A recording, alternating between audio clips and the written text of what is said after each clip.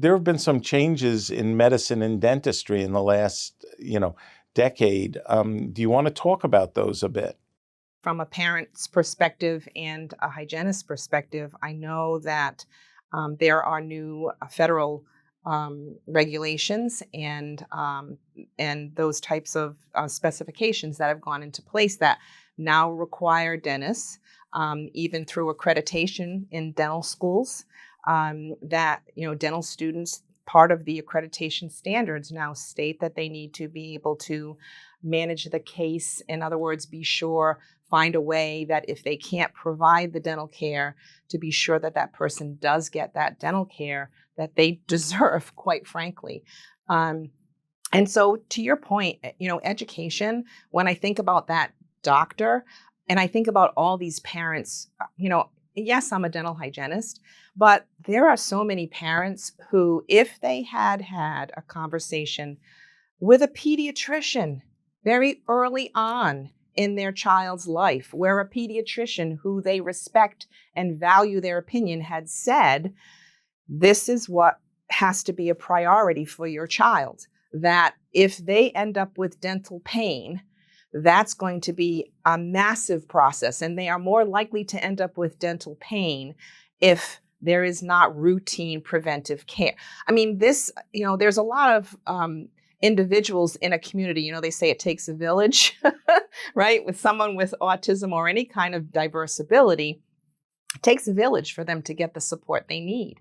And we need to cross those barriers and not be working in silos, having medicine think that dentistry is supposed to take care of that. And dentistry, all the burden lies on dentistry. And my biggest fear as a parent, maybe there's a little bit of the hygienist in me that makes this my biggest fear, is that one day when I'm gone and no one's paying attention like I do to my son's dental care, that he's going to have a horrible pain that he can't communicate and that he will suffer with.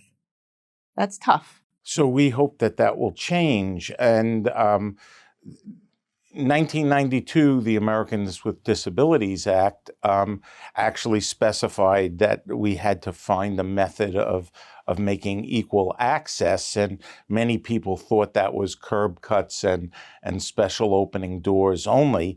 But dental education, dental hygiene education in the past several years has actually changed the regulations that we need to get dental education to a state where the practitioner can deliver care where they are competent at.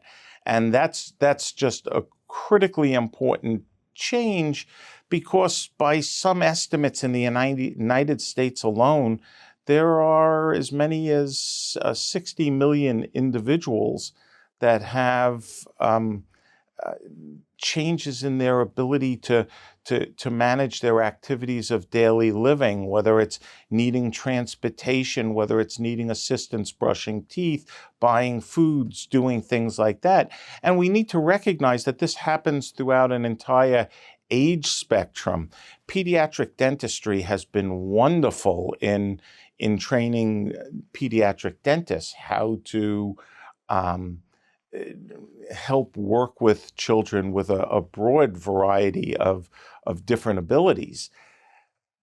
But general dentistry has not. Medicine is just catching on to this, and it's becoming part of all of our curriculum. And, I'm proud to say here at Penn, as you're well aware, because you've helped very much in assisting us, we have brought about an incredible program where every dental student spends literally hundreds of hours treating persons with a variety of different abilities throughout their entire life cycle.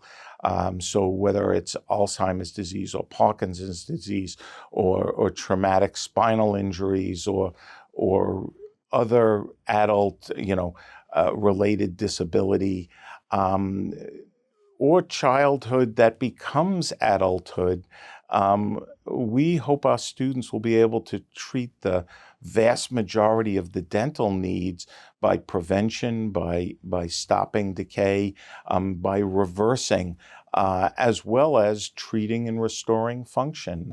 So this is a wonderful change that's taken place in the last 5 or 6 years at our school and in dental education throughout the United States and North America.